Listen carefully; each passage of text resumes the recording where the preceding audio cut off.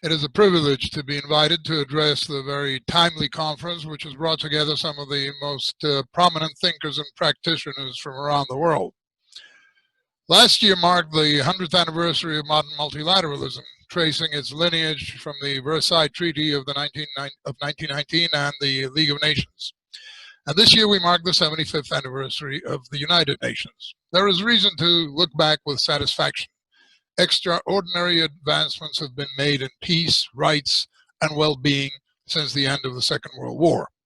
However, 2 decades into the 21st century, we find ourselves facing increasingly complex, interlocking challenges, a climate crisis wreaking havoc around the world, armed conflicts threatening millions, dire poverty in large parts of the world, refugee flows at record levels, rampant inequality both between and within countries, escalating disputes over trade, sky-high debt, threats to the rule of law, the methodical and deliberate dismantling of disarmament commitments, attacks on the media and civil society, and much more.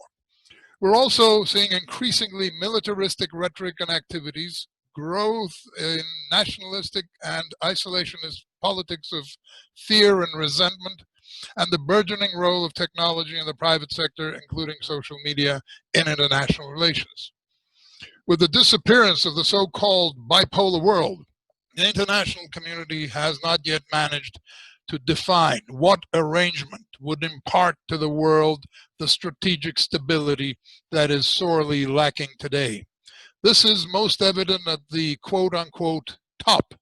The relationships within the triangle of the most powerful nations are deeply dysfunctional and unstable, which is, and in and of itself, enough to engender instability throughout the world. Add to that a number of medium powers that are becoming unpredictable regional players, increasingly willing to use force to further their own interests with no accountability towards any particular power center. The disastrous state of affairs in nuclear disarmament is boosting a dangerous, unregulated arms race that is being replicated on regional and country levels. Geopolitically, we're living in a world of great asymmetries and fragmentation at all levels: political, economic, and security. To say that the world is in transition would be a gross understatement. What we're living today is not a routine change of environment, rather a pivotal moment which only occurs maybe every other century. A new social and economic paradigm is emerging, and we all need to join forces to ensure that these changes have positive impact on all. The dramatic and fast-evolving human, social, and economic impact of the COVID-19 pandemic only strengthens further this point. At the start of 2020, who could have imagined that a disease outbreak could turn the world upside down in such a short time and in such a dramatic way? Global challenges of such magnitude require concerted collective responses. Yet, as Secretary General Antonio Guterres recently observed, multilateralism is under fire precisely when we need it most. In this watershed moment for humankind that is 2020, we need to develop a more modern multilateralism, one that is more inclusive and collaborative. Similarly, leadership in the 21st century must come from all quarters and all levels. Gone is the time for a handful of leaders and small groups of countries to make decisions for everyone. We constantly hear from different quarters statements that question the relevance and role of the United Nations as the universal international organization.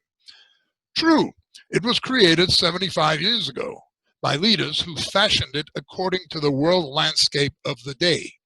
However, today, member states are not stepping up to fine-tune and strengthen their organization, resorting instead to starving it of funds and demanding that the bureaucracy reform itself. More importantly, all these constant pressures are applied primarily to the UN Secretariat, whereas the UN system as a whole remains more or less untouched. On a more optimistic note, global challenges are also global opportunities. They can only be addressed collectively. This reality is reflected in the policy frameworks of 2015. Ironically, The same governments that are drawing further and further apart on the vital security, economic, and social issues today found it possible to come together 5 years ago in 2015 to reach agreements on truly historic measures. The Paris Accords on climate change, the Agreement on Financing for Development, and the 2030 Sustainable Development Agenda. This gives us a unique chance to shape a new governance landscape, and the 2030 Agenda for Sustainable Development is our common roadmap. Ladies and gentlemen, at different times throughout the centuries, the world powers of the day turned to multilateralism only after some prolonged, devastating conflict that they had either blundered or charged into left them no choice but to sit down and talk, negotiate, and take into account a balance of interests of all parties. Today's challenges and attacks on multilateralism and the seeming inability of the international community to re-engage and work together to stem, in the words of the United Nations Secretary General, the wind of madness sweeping the globe, do not bode well. We seem to be on the verge of blundering into something far more devastating than the world has experienced before for a variety of reasons, not least among them unusually deteriorated relations among the most heavily armed and powerful states, a climate catastrophe that is already at our doorstep, the dark side of the unprecedented quantum leaps in technological development, the deficit of trust among peoples, countries, communities, and societies. Add to that the game-changing COVID-19 pandemic, and what the world has before it is a stage set for planetary calamity. We need to pull back from the precipice in time. Multilateralism, modern multilateralism, is the only way to do this. Thank you very much.